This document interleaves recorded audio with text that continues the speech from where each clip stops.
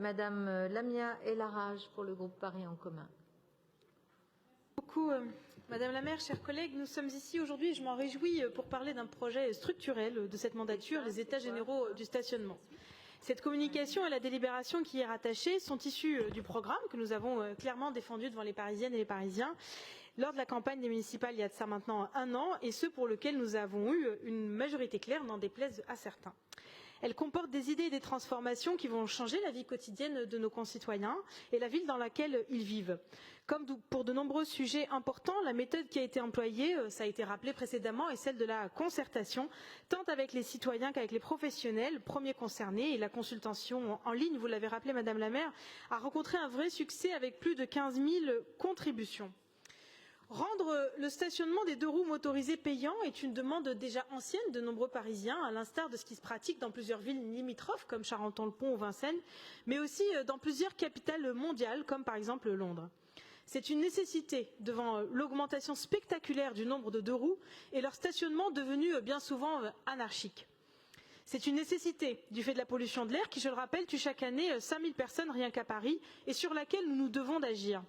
C'est une nécessité du fait de la pollution sonore. Il ne se passe pas un jour sans que nous soyons interpellés par des riverains sur les bruits incessants, mais aussi sur les rodéos sauvages. Ce genre de comportement doit cesser et au plus vite. Pour cela, notre action volontariste est cruciale.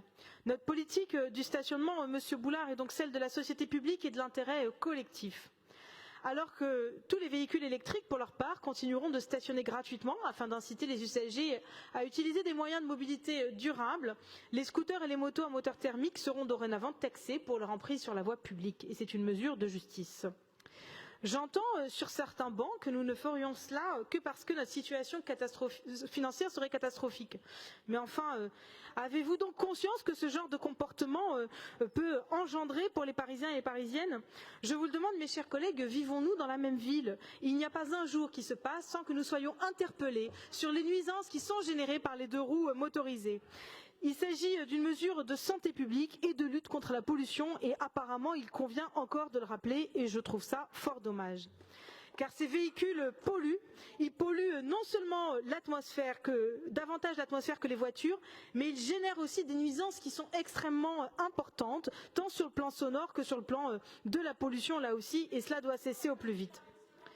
Je ne parle pas de l'insécurité générée quand les 2 roues motorisées ne respectent pas le code de la route en roulant par exemple sur les trottoirs réservés aux piétons. Et là aussi, je ne sais pas comment ça se passe dans d'autres arrondissements, mais je ne vous cache pas que dans le 20e, nous sommes régulièrement interpellés par des piétons qui veulent pouvoir occuper l'espace public qui doit leur appartenir et appartenir à leurs enfants, et ce en toute quiétude et sécurité.